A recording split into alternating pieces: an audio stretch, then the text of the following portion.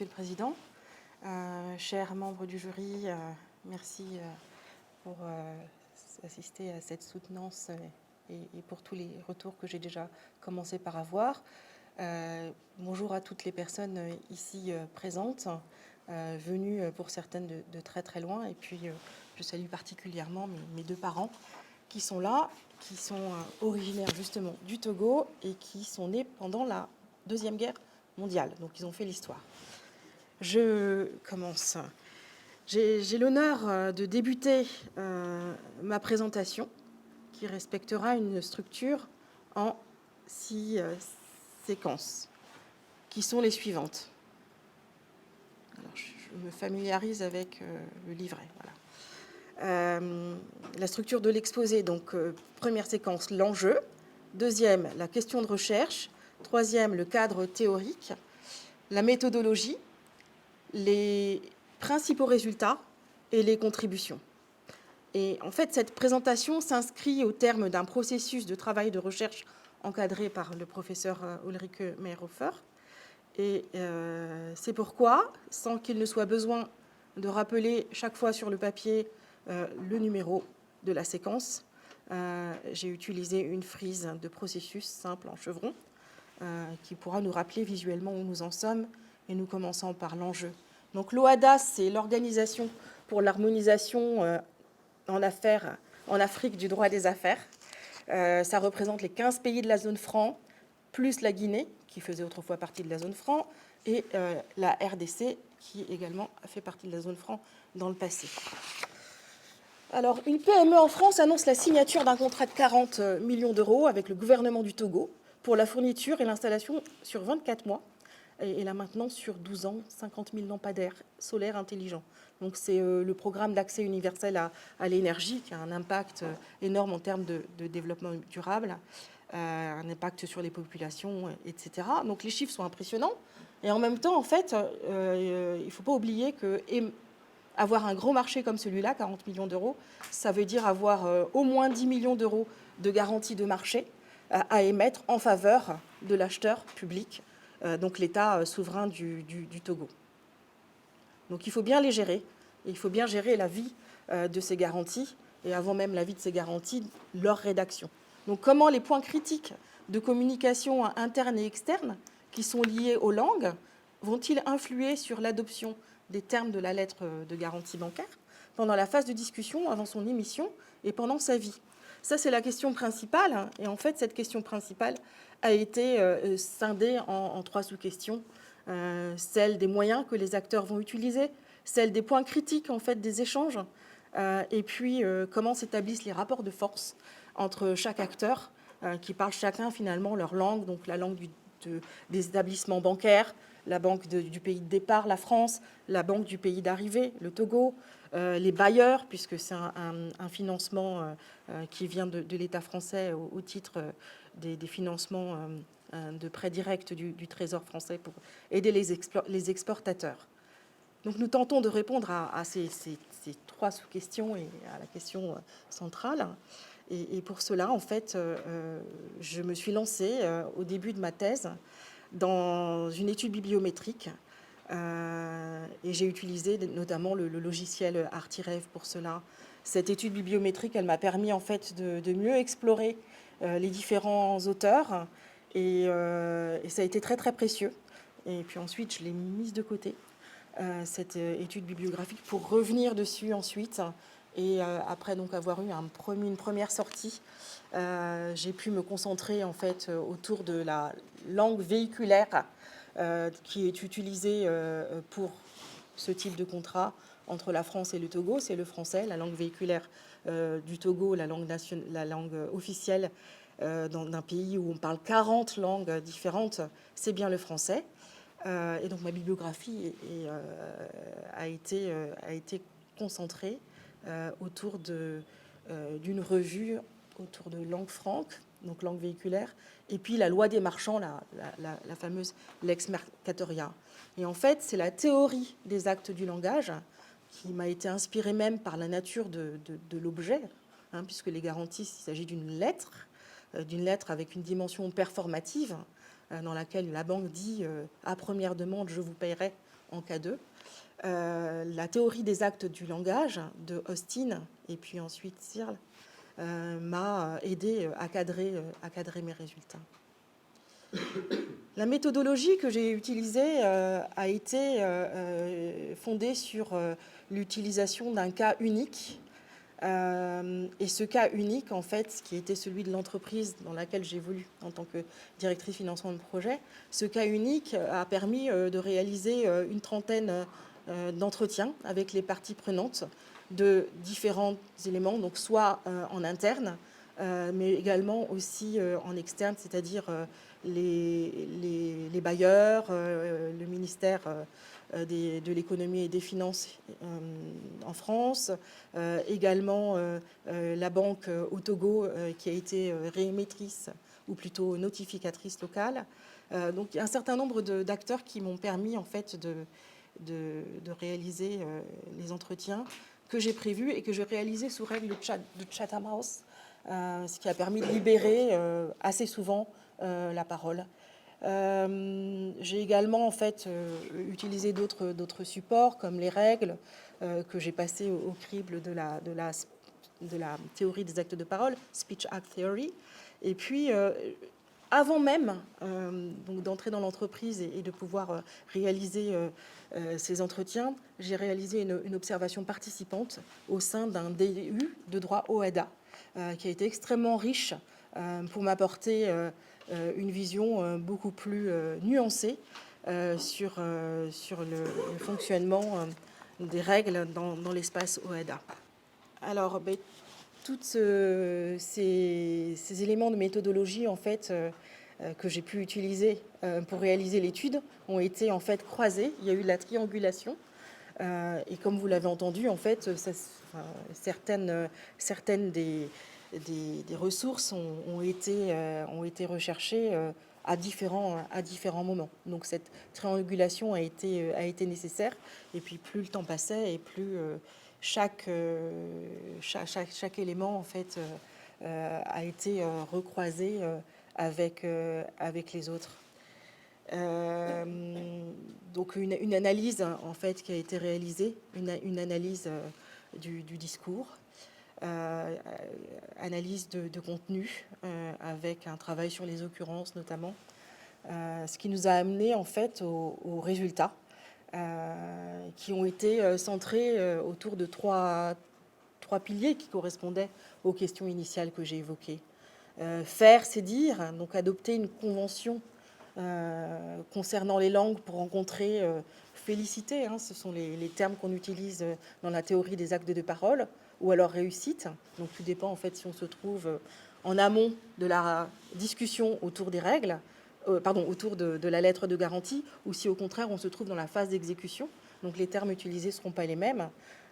C'est Searle qui est postérieur à Austin et qui a été son élève, mais Austin est mort et décédé jeune.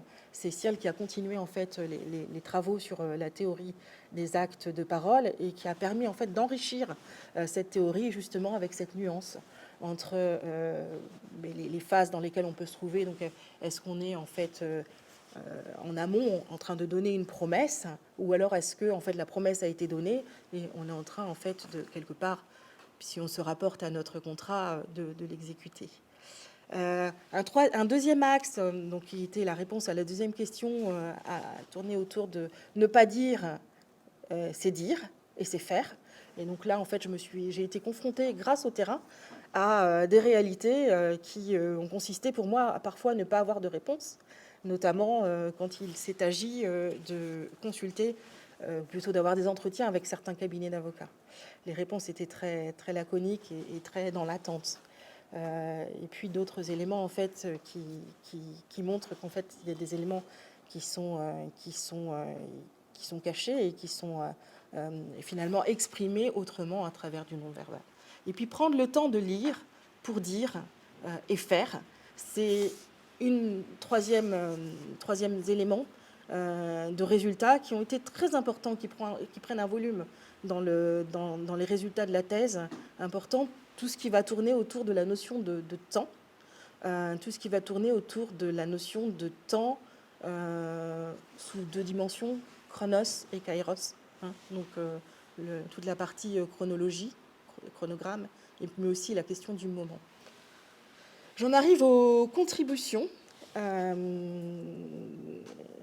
qui sont le fruit en fait des résultats que j'ai pu obtenir à travers ces travaux. Alors je ne les ai pas toutes citées pour tenir en 15 slides, mais parmi ces contributions, il y a notamment le fait de se concentrer en fait sur une partie qui est souvent considérée comme taken for granted. Ça veut dire qu'en fait on pense qu'il n'y a pas de sujet. Et d'ailleurs, quand je faisais mes études exploratoires, au début, c'est les premières réponses qui sont venues. Il n'y a pas de sujet puisqu'on parle français au Togo, dans le monde des affaires, et puis la langue du dossier, c'est aussi le français. Mais finalement, en fait, c'est langue officielle ici et là-bas, et on se rend compte que c'est quand même un sujet d'achoppement, et puis que derrière la langue, en fait, il y a d'autres éléments qui sont induits. Et notamment la question des registres spécifiques. Parce que finalement, mes collègues, là où je travaille, quand je parle en termes bancaires, ils me disent mais c'est une autre langue pour moi. Et pourtant, ils sont en France, on est dans la même entreprise, on a la même culture d'entreprise. Donc la question des registres spécifiques, que ce soit sous forme verbale ou sous forme non verbale, c'est aussi un élément finalement qui a été très approfondi à travers ce travail qui permet de fonder ce que j'appelle moi le français des affaires, langue franque, puisqu'on parle souvent du BELF, du Business English Lingua Franca. Donc c'est une invention, le FALF de ma part. Une autre contribution académique, c'est le dessin d'humour que j'ai utilisé en fait dans mes travaux. Je l'ai utilisé dans la partie,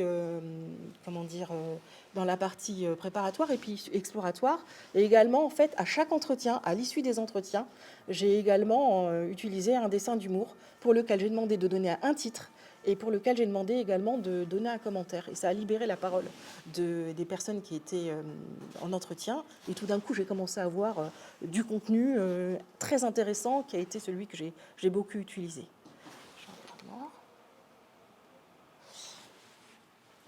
Donc le dessin d'humour, peut-être que ça pourrait être maintenant considéré comme un outil, une méthode qu'on peut utiliser quand on est sur de l'analyse qualitative. Donc renforcer en fait la semi-directivité, puisque moi avec la règle de Chatham House, et vous avez vu mes livrets d'entretien, j'étais sur quelque chose de pas si directif que ça. J'avais eu plein de questions des personnes qui allaient être en entretien avant et qui voulaient se préparer à fond, qui avaient l'habitude d'avoir des commissions d'audit, qui avaient l'habitude de parler pour certains à la commission bancaire, etc. Et donc ça a été important pour moi de libérer la parole et donc de ne pas être sur un entretien trop directif avec des personnes habituées à être hyper préparées. Donc pour éviter de biaiser, donc c'est ce que je mets dans la case du bas, ça atténue le biais de désirabilité, puisque tout d'un coup on s'exprime sur un dessin. C'est autre chose, ça fluidifie l'échange et puis ça nourrit l'entretien.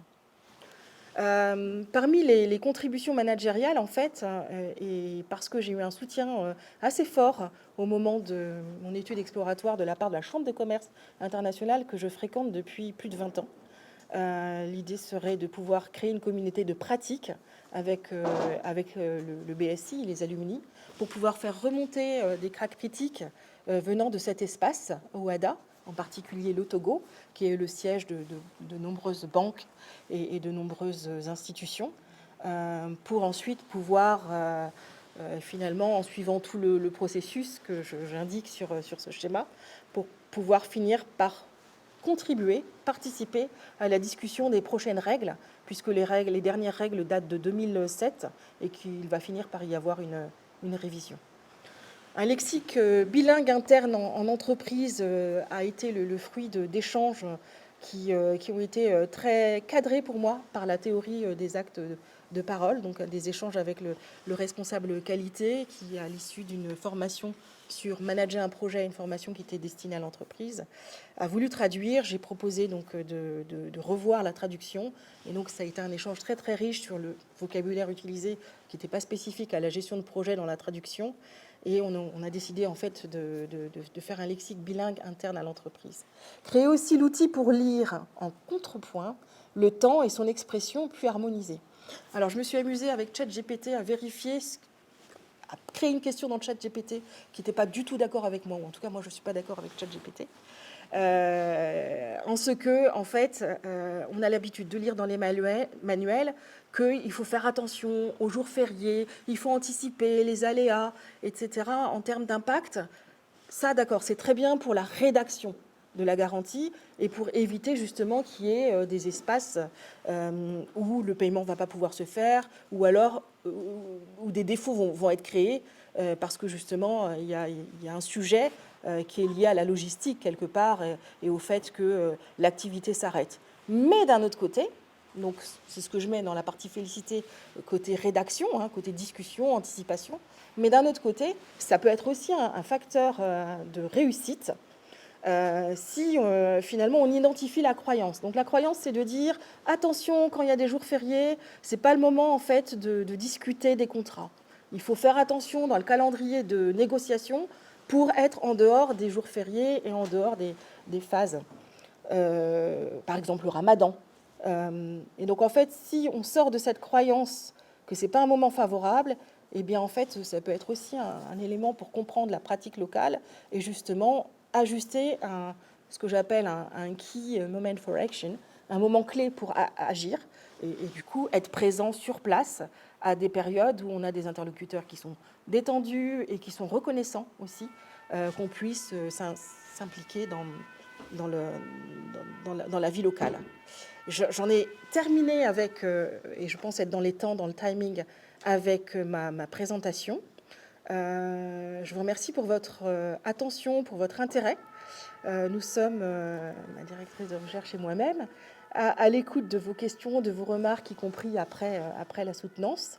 Et d'ores et déjà pour répondre aux questions des membres du jury que je remercie encore.